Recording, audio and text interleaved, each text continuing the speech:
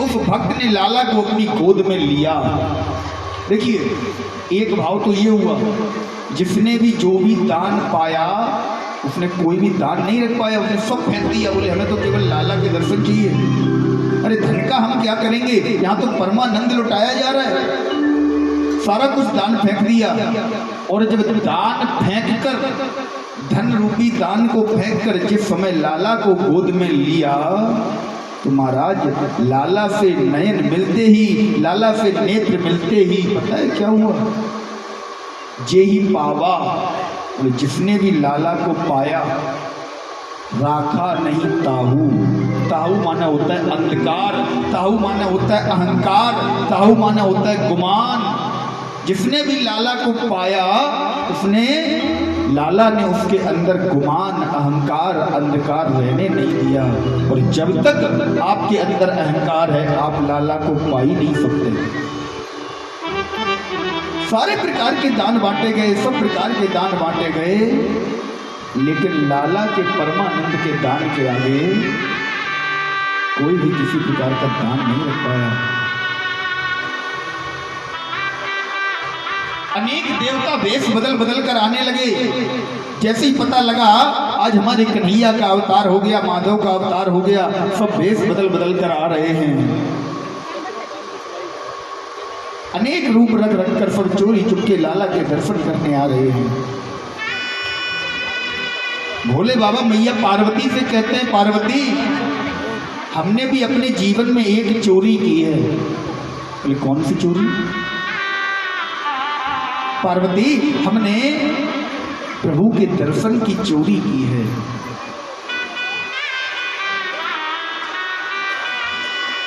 हमने वेश बदलकर काफी बार जाने की कोशिश की, लेकिन हम पकड़े जा रहे थे, हमारा भेद खुल रहा था। हमारा एक शिष्य है। भोले बाबा कथा सुना रहे हैं मैया पार्वती को कि महाराज मैंने किस प्रकार भोले बाबा के पास प्रभु के दर्शन किए। मैया पार्वती से कहते हैं भोले बाबा, पार्वती मेरा एक शिष्य है जिसका नाम है कागभुफुंडी। इस शिष्य को पता लगा कि भोले बाबा वृंदावन गोकुल में जाकर लाला के दर्शन करना चाहते हैं। ये मेरा शिष्य भी उतावला हो गया, बोले बाबा मैं भी चलूंगा।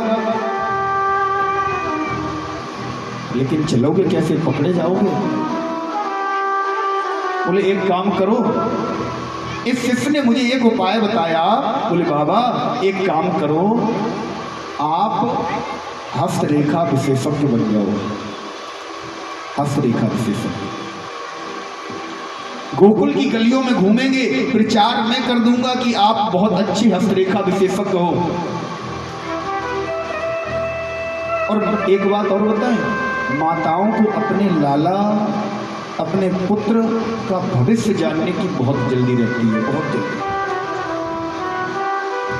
जैसे ही भोले बाबा ने कागभुफुंडी की बात मानी, शिष्य ने, कागभुफुंडी ने कहा देखो बाबा, यदि आपने दर्शन कर लिए और मुझे ना हो पाए तो बाबा ये याद रखना, मैं वहीं आपकी पोल खोल दूंगा, पकड़वा मैं आपको भी दूंगा। बाबा ने कहा ठीक है कागभुफुंडी चलो, मैं कोशिश करता हूं दोनों को दर्शन प्राप्त होंगे। महाराज जैसे ही गोकुल की गलियों में पहुंचे, पूरे गोकुल में खबर फैल गई कि एक बहुत अच्छे हस्तरेखा विशेषज्ञ, हाथ को देखकर भूत वर्तमान भविष्य का ज्ञान देने वाले कोई संत एक गोकुल में आए हैं। यशोदा मैया को पता लगा, यशोदा मैया ने तुरंत अपनी दासियों को भेजा, बोली जाओ उन बाबा जी को बुलाकर लाओ, आदर सत्कार सहित लेकर आओ। हम भी अपने लाला का भविष्य दिखवाएंगे, हम भी अपने लाला की हस्तरेखा दिखवाएंगे। महाराज ग्वालिने गई, भोले बाबा कागभुफुंडी को बुलाकर लाई। दरवाजे पर आए, भोले बाबा ने मन में विचार किया, मुझे लगता है हमारी योजना सफल हो गई। अंदर जाने लगे, बाहर दरवाजे पर खड़े द्वारपालों ने रोक दिया। बोले बाबा जी कहाँ जा रहे हो? बोले भैया हमें अंदर बुलाया गया है। बोले अंदर एक को बुलाया गया है, तुम दोनों को बुलाया गया, किसका काम है? ग्वालियों ने कहा ये बाबा जी हस्तरेखा विशेषज्ञ हैं, सुंदर भविष्य बताते हैं, इसलिए बाबा को मैया ने बुलाया है। बोले बाबा को बुलाया है लेकिन ये व्यक्ति साथ में नहीं जाएगा। जैसे ही कागभुफुंडी ने सुना, कागभुफुंडी ने पकड़ा बाबा का कुर्ता। बोले बाबा अगर मैं अंदर नहीं गया, ध्यान रखना पोल आपकी खोल दूंगा कि आप कोई हस्तरेखा विशेषज्ञ नहीं हो, आप कैलाशवासी भोलेनाथ हो।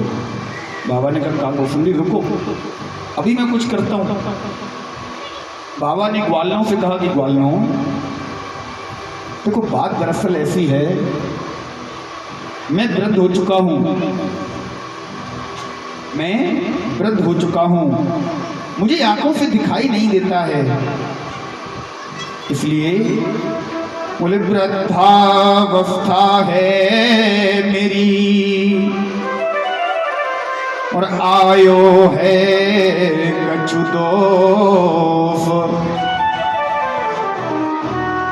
रेखा देखे शिष्य मम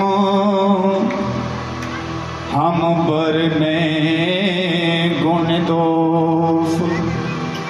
बोले रेखा मेरा शिष्य देखकर मुझे कोड वर्ड में बताता है, तब मैं जाकर भविष्य बता पाता हूँ। रेखाओं को यही देखता है। वालों ने कहा ठीक है तो इसे भी ले चलो। दोनों जिस समय पहुंचे, कागभुफुंडी ने दर्शन किए, साइड से बैठ गया। भोले बाबा ने जैसे ही प्रभु को देखा, प्रभु ने भोले बाबा को देखा,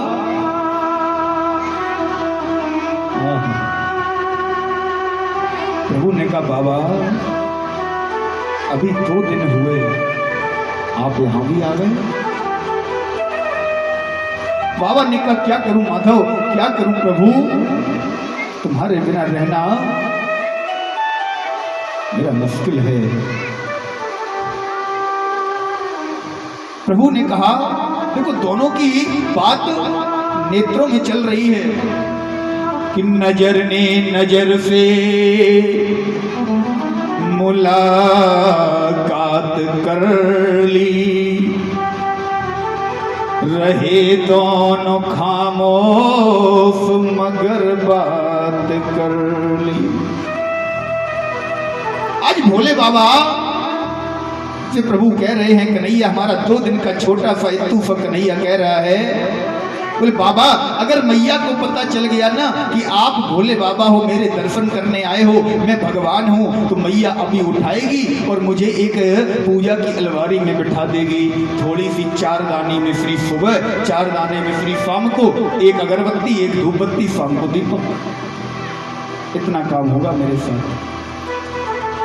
भगवान बनाकर मुझे अलमारी में बिठा दिया जाएगा, पूजा घर में बिठा दिया जाएगा। इसलिए बाबा इस बात का ध्यान रहे, मेरा भेद न खुलने पाए मैं कौन हूं।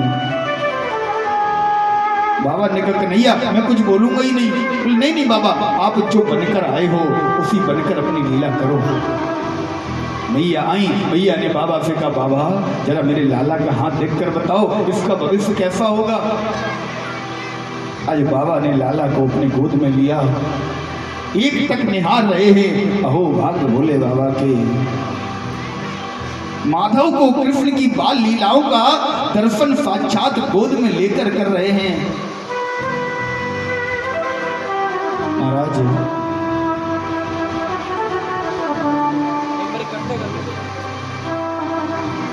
ये सुमन जी के द्वारा 1100 रुपये का सहयोग प्राप्त हुआ है।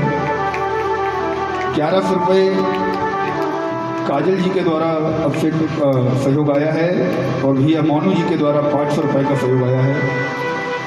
बहुत बहुत साधुवाद, धन्यवाद। राधे रानी की कृपा से आपके भंडारे सदैव भरे रहे।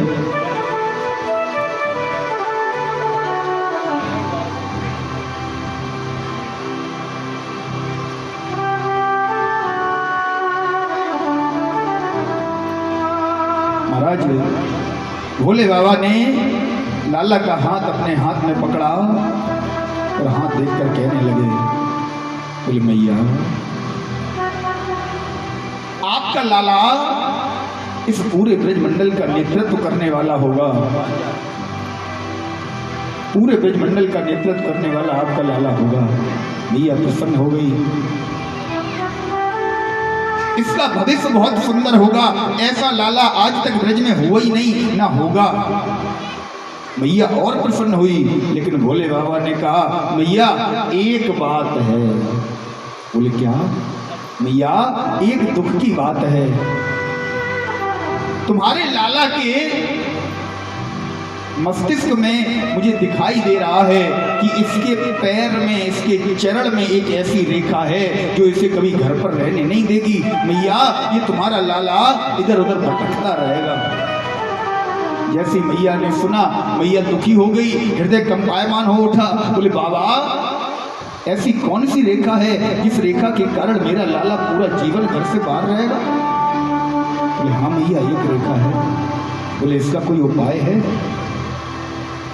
बाबा ने कहा देखो उपाय तो हर चीज का है, लेकिन मैया तुम करवा नहीं पाओगी।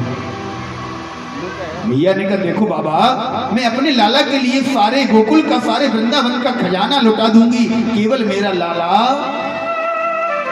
मेरे पास रहे, इसकी जो रेखा है वो रेखा केवल हट जाए।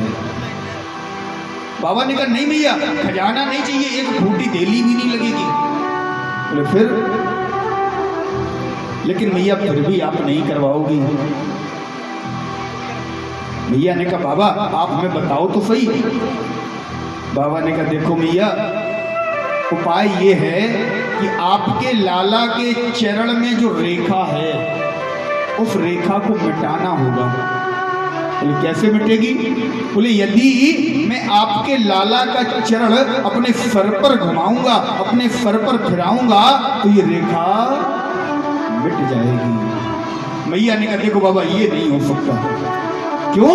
आप ब्राह्मण हो, हम क्षत्रिय हैं, मेरा लाला क्षत्रिय है। महाराज हमारा ये धर्म नहीं है, हमारा धर्म तो सदैव ब्राह्मणों के चरणों में पड़े रहना है। मेरा लाला आपके चरण, अपना चरण आपके सर पर लगाए, आपके शीश पर लगाए, ऐसा अनर्थ मत करो महाराज।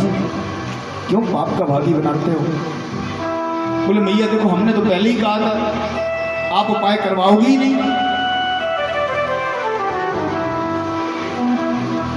बाबा ने कहा कोई बात नहीं मैया हम चले जाते हैं, आप मत करवाओ, लेकिन ध्यान रखना ये पूरा जीवन इधर उधर भटकेगा, रहेगा नहीं घर में।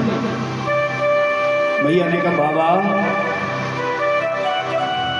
मैं छत्राणी हूं, कैसे अपने आंखों के सामने ये अनर्थ होता हुआ देख लूं? तो बाबा ने कहा इसका भी एक उपाय है। क्या उपाय है? ऐसा करो आप मुंह घुमा लो, आप देखो ही मत। महाराज यशोदा मैया ने मुंह घुमाया। आज बाबा ने उठाया लाला को अपने सर के ऊपर, शीश के ऊपर, और दोनों पैरों को रगड़ कर महाराज अपने माथे पर ऐसे चढ़ा के रखा। बहुत सुंदर आनंद की अनुभूति, परमानंद की अनुभूति भोले बाबा कर रहे हैं। आज भक्त के सर पर परमात्मा के, कन्हैया के, माधव के दोनों पैर, दोनों चरण रखे हुए हैं।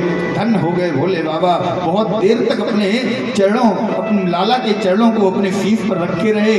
भगवान ने कहा, कन्हैया ने कहा बाबा ज्यादा नौटंकी करोगे तो अभी पकड़े जाओगे, तुम भी यहाँ से भगाए जाओगे और मुझे भी भगवान बनाकर बैठा दिया जाएगा। नौटंकी मत करो, बस तुम्हारा काम हो गया, तुम भी जाओ और हमें भी शांति से लेटने दो।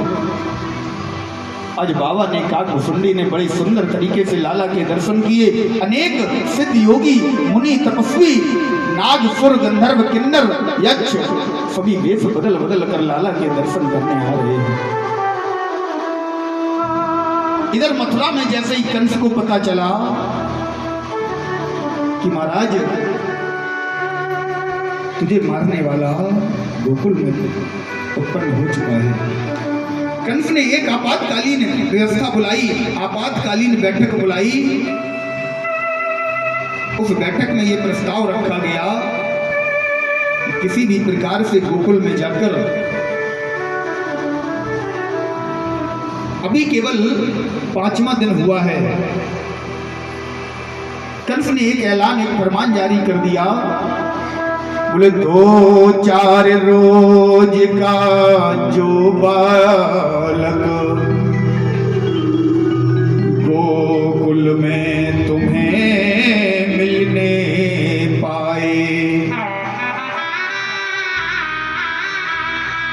2-4-6 दिन का कोई भी नवजात बालक, नवजात शिशु यदि गोकुल में तुम्हें जीवित मिले, काटो, मारो, खाओ, फेंको, जीवित ना वो बचने पाए। दैत्यों को बुलाकर आदेश दे दिया, राक्षसों को बुलाकर आदेश दे दिया, बोले कोई कैसे भी जाओ, वेश बदल कर जाओ, कुछ भी करो, लेकिन गोकुल में 2-4-6 दिन का कोई भी बालक, कोई भी छोरा, कोई भी लाला जीवित नहीं रहना चाहिए। तुम उसे काटो, मारो, फेंको, पटको, कुछ भी करो। महाराज